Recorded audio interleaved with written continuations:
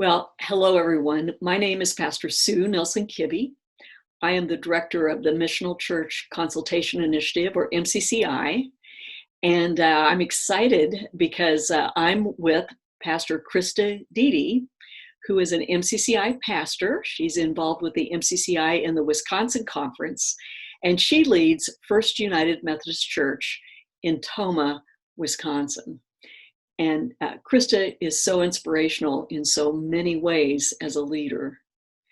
And one of her great passions is how we, as the church, can take a hold of the urgency and opportunity of the present moment, this moment when we're staying at home, this moment when our churches aren't able to gather in person.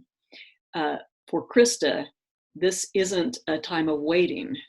This is a moment of urgent opportunity. So, Krysta, just share with us, what do you mean by that? And give us some context and tell us what this is about.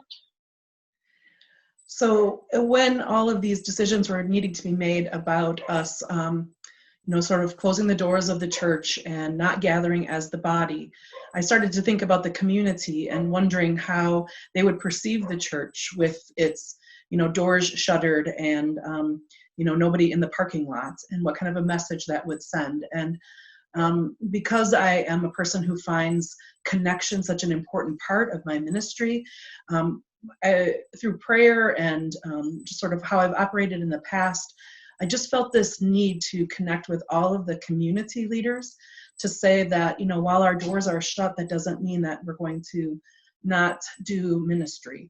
And every day I would think of a new connection to make. Immediately, the first one that came to mind was our Tomah area school district. Our church happens to host a 4K program in our building, and so watching those children sort of pack up their belongings and leave, and the uncertainty of being away for a couple of weeks, I could see was making their hearts heavy. And we also operate a preschool, and having a connection with those children more closely, I was watching them do the same. And so I reached out to the school superintendent, who I've had relationship in other areas of our community, and I just said, hey, if there's anything that you could think of that we could assist with, whatever it is, just kind of let me know. And it was a few days later, and she reached out again and said, hey, here's the situation we have. We have families who are relying on the meals that we're going to provide because their household, falls into that group that are more vulnerable. And, we have a single parent household who can't get the lunches. Is there any volunteers in your church who might be willing to do that? And pretty soon we had started a ministry called the Grab and Go Meal Ministry. And so every day our volunteers go and they pick up the lunches and they deliver them to the households where there's, maybe not a licensed driver or someone with a disability who is watching the kids, or a single parent household that is trying to work. And in that, we just developed a protocol to keep our volunteers safe. We included prayer in that, not that they would pray with the people, but that they would pray for the people that they were delivering to, because we knew that the household was vulnerable, and every little change that was going to occur in these next days would just make it so, stressful for them. And so that's been an incredible thing to watch, and to see people who don't have any kids, who really wanted to be a part of it and to impact those lives. And then after that, the more news that developed about the length of time that we might have to be away from one another, just led me to thinking about, our community overall. Who else would be struggling through this time? And so I started to call everybody. I called the chief of police. I called the mayor of the city. I called the hospital. I called our nursing homes. I called our, emergency management, and just said, hey, we are not closed as the body of Christ. Our church door might be closed, but we are still longing to be the hands and feet. And so whatever way that you could utilize some support, just know I'm a phone call away, and I would just welcome an opportunity to partner with you in that. So Krysta, really, at a time when many churches have tried to circle the wagons and make sure that we're okay inside the walls, you went on the offensive. It sounds like Yes, you went on the offensive. You started calling everybody to help First United Methodist Tomah be the center of the action, and make yourself the go-to place. It sounds like. yes, well, it's who I am as a person. I've always been sort of the go-to person in any role that I've ever served in my prior profession, in all of the ways that I volunteered in the past. That's just been sort of who I am and who God made me to be. I want to acknowledge, though, that even though I saw a real need to be that connector in the community, there also, right parallel with all of this, is our congregational connection team. So we're not caring for those who connect with our faith community in the midst of being that go-to church. Yeah, both and. Did a both and, yes. Both and. Well, to pause right here, how's the congregation risen up to becoming proactive at this time, to really be in the church at the center of everything? How have they responded, and how have you spoken this urgency to the congregation? So we opened a forum with our administrative board, or our leadership team, who I just said to them, hey, you're on the ground, all in different professions and different contexts. And, when people are talking around the water cooler or in whatever groups you're in, and they start to say, we could really use support doing this, your ears should be tuned into that. And you should be listening for this over and over message of need. And when you hear that, bring it back and let's see how we can be the church in that moment. And so, all these ideas aren't mine. One of the most wonderful ones that we haven't yet figured out how to do was, the over-the-road truck drivers, bathrooms are getting shut down to them. Food places don't serve them through the drive-through because of their trucks. How can we provide a meal for them, whatever they might need, given their critical role in sort of our survival during this time. And so we're still thinking through how we could do that ministry. But yeah, we want to be in the midst of whatever's going on in the community, the celebratory times and also the times of deep distress. I've long thought that the church has sort of become more about the building than about the community in which it serves, and how important it is for us to, kind of practice what we preach and be the gospel presence everywhere, all the time. And I just thought that being proactive about this was what God was calling both me and our congregation to be and do. Well, back to all the phone calls that you were describing. You called the chief of police. You called, you were saying, what do you need? What's going on? How can we be there for you? What else came out of those phone calls? So I had talked to, when I first called the hospital, the person who answered the phone was like, I don't know who to give you to. You're calling us to do what? And I said, well, I don't know who to talk to. So let me just tell you what I want. I talked to sort of the head of the nursing, and I just said, hey, this is what I'm thinking. I've heard from our own congregation members who are nurses that, they're doing this stressful job. Their kids are at home and they have to go home and homeschool them. They're trying to keep all these pieces. What if the church went and did their grocery shopping, and they could just drive through the church at the end of the day, pick up their sack of groceries and go home and know that that one thing is done for them. And so she took that to their strategy meetings that they were holding daily. And that isn't what happened, but the marketing director called and said, here's our urgent need. We need masks. We need to, adapt mask patterns to make our infectious disease control person happy. So can you help us out?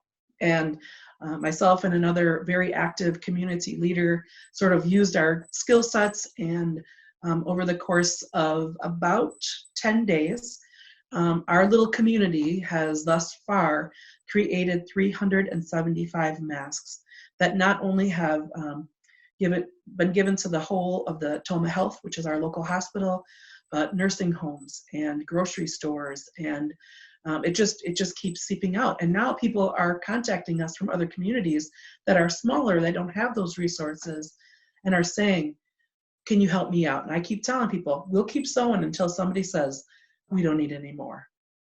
And so that was what really came out of that first conversation. And then this same local community leader that I sort of collaborated on that with, she coordinates our weekly, sort of, we call it the Tomah community table, where anybody from the community comes for a dinner to share fellowship and, not feel lonely. But of course that was ended right away.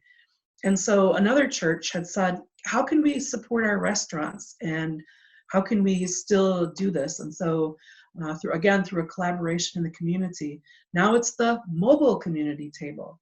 We're buying food from our local restaurants, and people drive through and they place an order for up to 6 meals, and they're brought out to their car, and we're still feeding the hungry, even though the normal mode has been taken away from us.